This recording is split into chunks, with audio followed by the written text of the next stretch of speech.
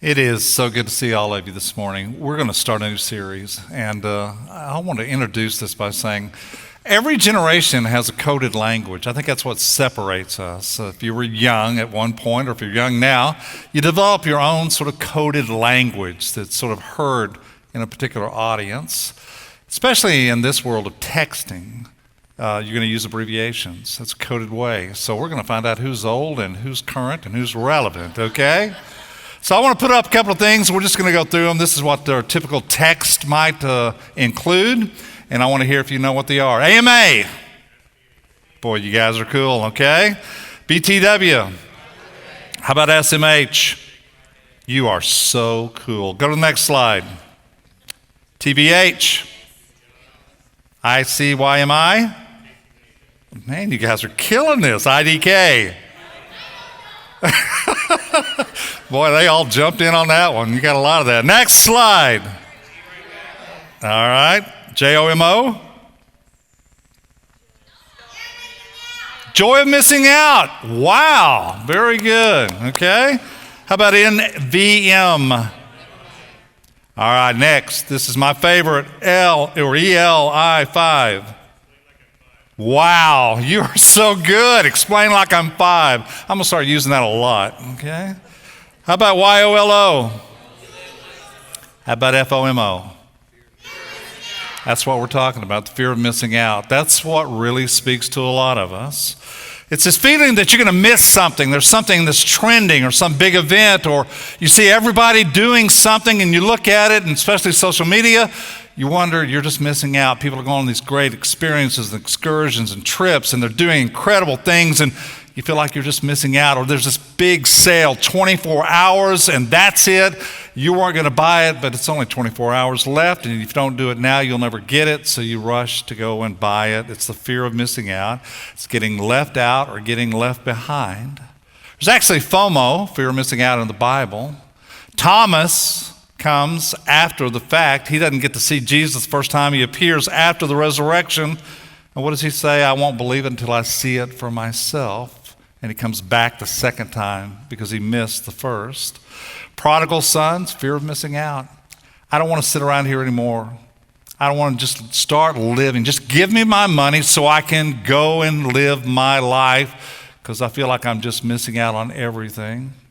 Or how about Adam and Eve? Eve comes to Adam, got the most incredible thing here, take a bite. First he resists, but then he doesn't want to miss out, and the whole story unfolds. So we're going to talk about the fear, and fear is the most prevalent phrase in the Bible, repeated over and over again. Fear not, meaning they recognize already that we have these deep-seated fears. Fears of missing out, fears of loneliness, fear of evil. There's the fear of the unknown, fear of silence, all those kinds of things we're going to be talking about in the weeks to come, because fear is one of those base things that just keeps you from living. It actually paralyzes you. Fear makes you not want to do the things that normally you might want to do because you're afraid of the consequences, you're afraid of the unknown or the uncertainty of it. But fear tells us that this is a dangerous life. That the fear of evil is a very real thing. It starts out early on. We just don't catch on until we're a little bit grown. Just begin with nursery rhymes. If you ever want to do a deep dive on nursery rhymes, there is some dark side to some of the nursery rhymes.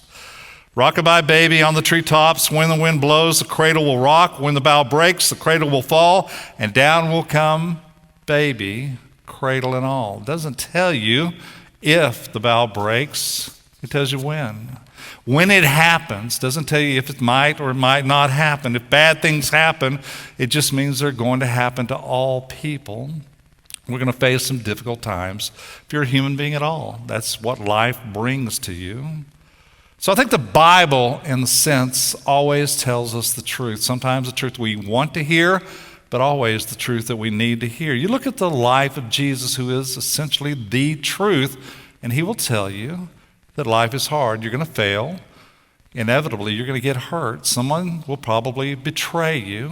You're going to be disappointed in yourself and others.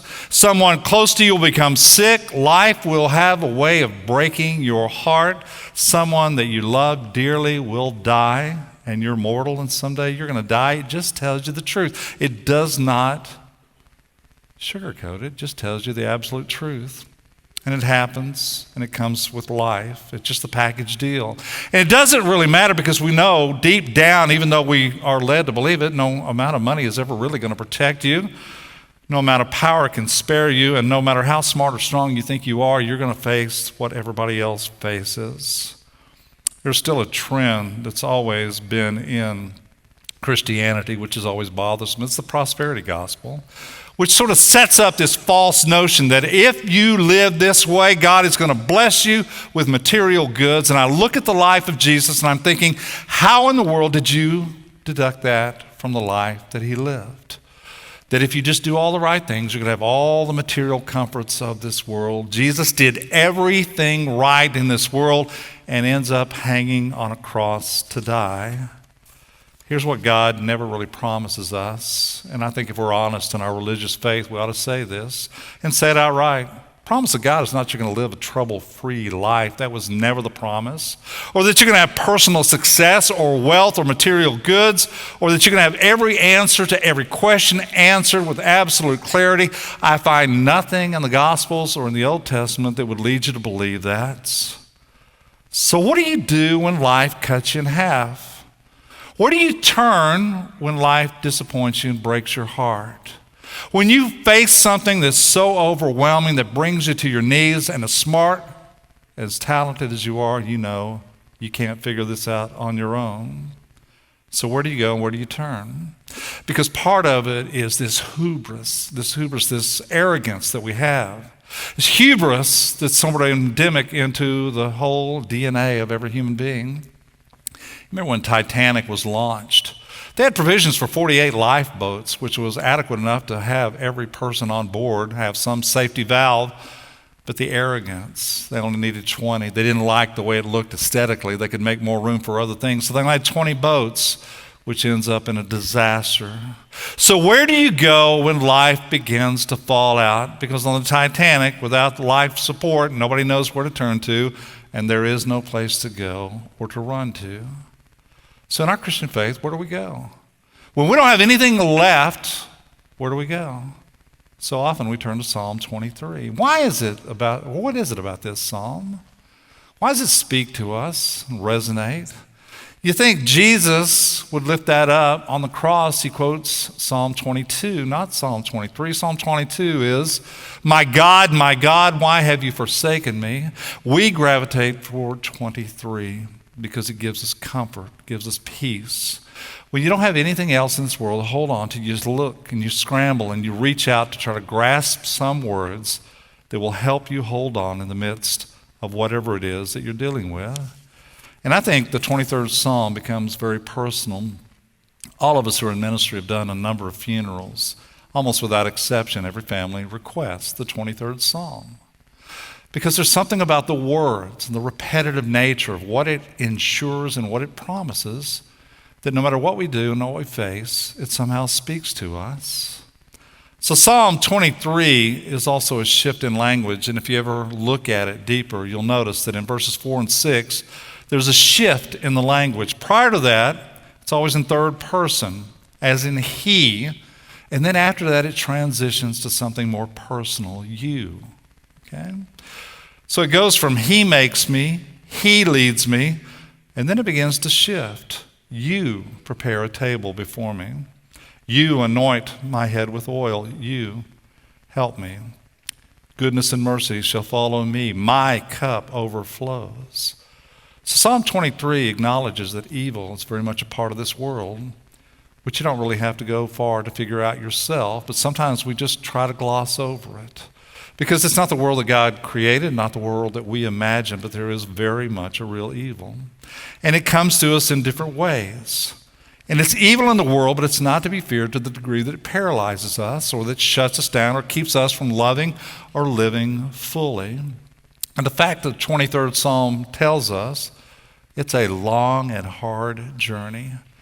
We live in a culture that wants quick fixes and easy answers. We got a problem, let's go fix it, let's go find it. Tell me what I have to do to make sure this never comes. I don't know about you, but in most lives, it's the long way around. It takes years. It takes sometimes a lifetime to really gain the wisdom to know how to deal with life, how to deal with the pain that life sometimes brings us.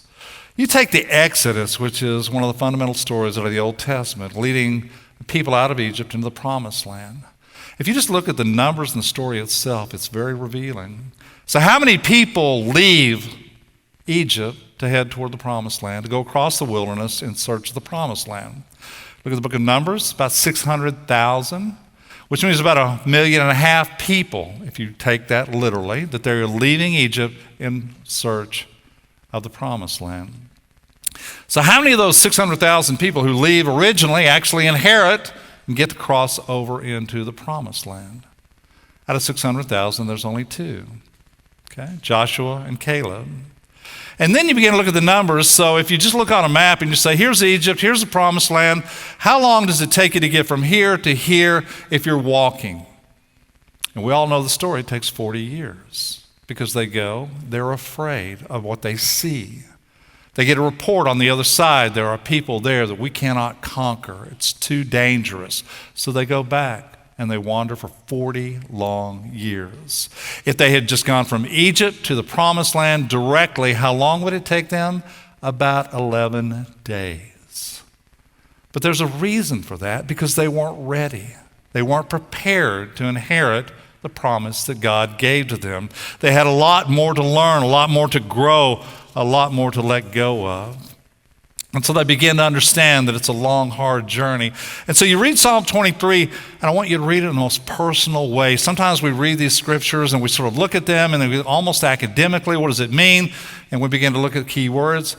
You read this as a personal letter to you, words spoken by God in the midst of whatever you're facing in your life. It's only 57 words in Hebrew. The Lord is my shepherd. You read it, you slow down, and you think. You come to the point in your life when you realize, I need a shepherd. Years ago, I helped a friend of mine inoculate sheep. I have never been around sheep. I'm not a sheep farmer. Didn't grow up on a farm. But he asked me to come out and help inoculate the sheep. What I discovered about sheep is what Carly just said. Sheep are not the brightest animals in the world. They need to be led. They tend to wander off. They need protection all the time. At some point in your life, the Lord is my shepherd. I'm a sheep, and I get lost, and I need protection, and I need to know that somebody's with me, who's watching over me. The Lord is my shepherd tells me there's a greater power, and I need the one who knows the way, who is the way, who will show me the way. The Lord is my shepherd. I shall not want. And in this day and age, to read that with some integrity, to say, if I look around, honestly, as much as I think I'm missing out on everything else and how much all these things I really would love to have and want to have, then if I really take a hard assessment of my life, I have everything I want. I've got people who love me. I've got a good life. I've got food on the table and a roof over my head. I've got more than 70% of the world's populations, and we think we have absolutely nothing. I have what I want. I shall not want. Makes me lie down in green pastures. It's a passage that tells us he's leading us to better places. Sometimes I think we can feel like the universe is against us. If you felt like that way, you're perfectly normal. Things just sort of tsunami onto you, and you think, my gosh, the world is out to get me. And know what this Bible says? He's leading us toward green pastures. He's always saying, this is where you need to be. This is where you're going to thrive. This is where you're going to be fed. This is where you're going to be whole. I'm going to lead you to those places. What we forget sometimes in our moment of anger and distress is we think God's against us. No, it says, I'm for you. I'm always for you, always trying to lead you. He leads me beside still waters, meaning a place to rest, to refresh. Life is exhausting. The things that you and I have to put up with on a daily basis takes a little bit of our soul over and over again, incrementally. And I don't know about you, but you can't give what you don't have. And some points you have to drink deeply from the waters to be fed communion, to hear the word, to feel again alive, to feel like something is filling you up inside so that you can go share with others, to rest. The fundamental aspect of the Sabbath, the need to break away, to rest, to regroup, to reprioritize. And I hope that's what this day is for all of us. It's about the week we're about to enter. How do we get our priorities intact so that we can do what needs to be done and give what needs to be shared? God restores my soul. This is so personal. When you read that, I hope something comes to your mind. There was a time when I thought I'd lost my soul.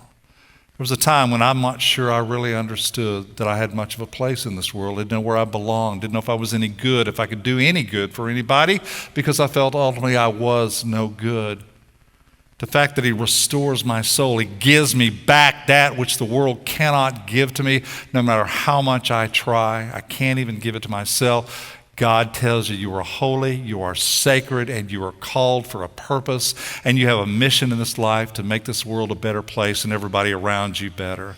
He lead me in right paths, meaning I want you to find the good way. I'm going to lead you to the place where you're going to feel this wonderful rhythm of life. And I think sometimes we just get out of sync and we fight hard and everything's a struggle, and then we go through these periods where it's just a flow. It's like we're being swept along, carried along, and everything feels right, like everything is in its right place. I want to lead you to the righteous place. I want to lead you to the right places you need to be. That every time we face a challenge, that we might hear a voice saying, "This is the way, walk in it." Even though I walk through the valley of the shadow of death, I will fear no evil, for you are with me. Do not fear. Do not be so afraid that you stop loving, you stop living, and you stop being faithful, that you are with me.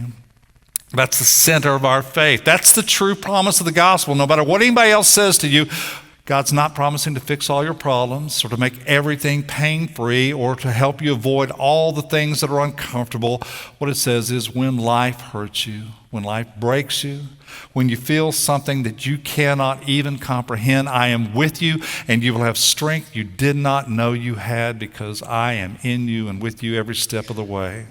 That you would go through the valley of the shadow of death. Did you hear the key word? It's through. It means you're not going to stay in the valley of the shadows.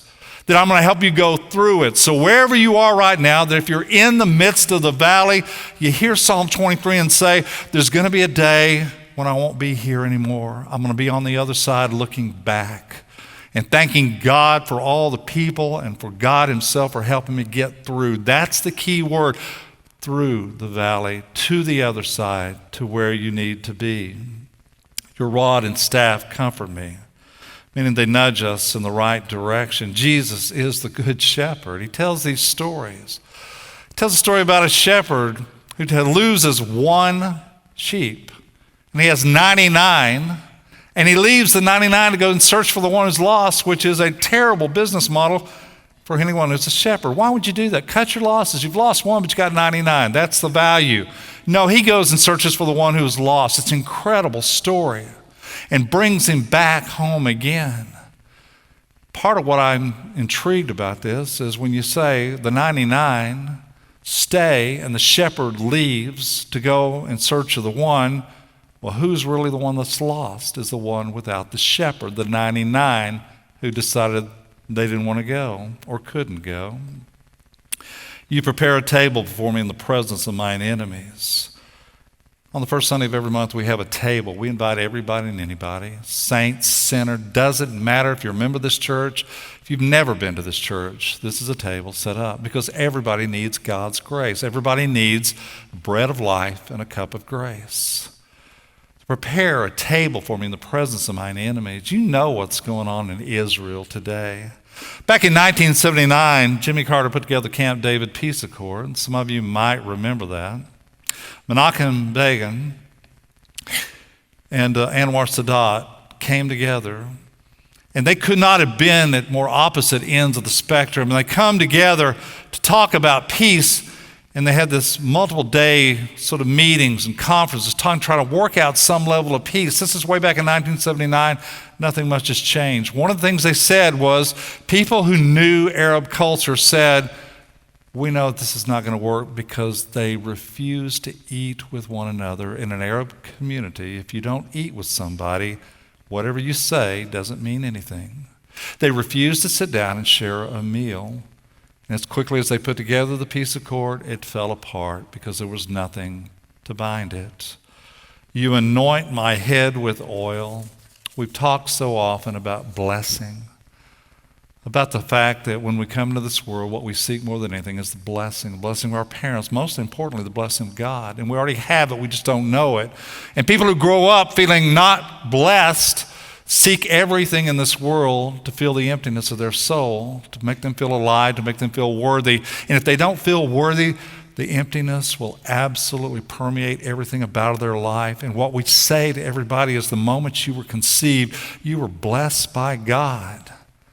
It says, my child in whom I am well pleased. My cup overflows. It's kind of like saying, I have everything I want. I shall not want. My cup overflows. If you really begin to think about it, because if you start out with this negative perception, I never have enough, there's never going to be enough, I'm not going to be enough, it'll lead you down a road of darkness. But if you say, my gosh, I've been blessed beyond words. Look at what God has given me. Look at what God has done for me. Look at what God is still doing in my life. And this idea, you have this doctrine of abundance and a doctrine of scarcity. People who live with the doctrine of scarcity say there's never going to be enough. People who live in abundance say to Jesus, and Jesus says to them, I'm going to give this to you, pressed down, overflowing. You'll have more than you could ever possibly want of all the blessings that come to you. Surely goodness and mercy shall follow you all the days of your life. Meaning he isn't just standing around waiting for you to call upon him. He follows you, pursues you. I don't know if you've ever been in a situation in your life where you look back and you think God was searching for me, looking for me, doing everything in the world, moving heaven and earth in order to find me. And when you have that sense, it's not this passive God. It's a God who will pursue you, and there is nothing that will ever preclude God from getting to you. That God would do anything, go anywhere, even send his only son to us in order to find us, to bring us back home, and to reclaim us. It means he's coming for us. Even when you feel like he's 1,000 miles away, he's still pursuing you. It's a good shepherd. He leads, he makes good. Guides and prepares and protects. Why is this psalm so important? Why do we lift this? The 150 psalms, why is the 23rd psalm? There are people that don't know much about Scripture, but they recognize the 23rd psalm. What is it about it? I think it's because when you're lost, when you're afraid, when you're overwhelmed, I think when you need something to hold on to, when you need someone to hold on to you, the 23rd Psalm speaks to you in a way that few things in this world ever do. You ready for one last abbreviation? This is it. Yahweh. That's God. And that's who's with us. And that's who'll continue to be with us. And my prayer is this morning, God be with you.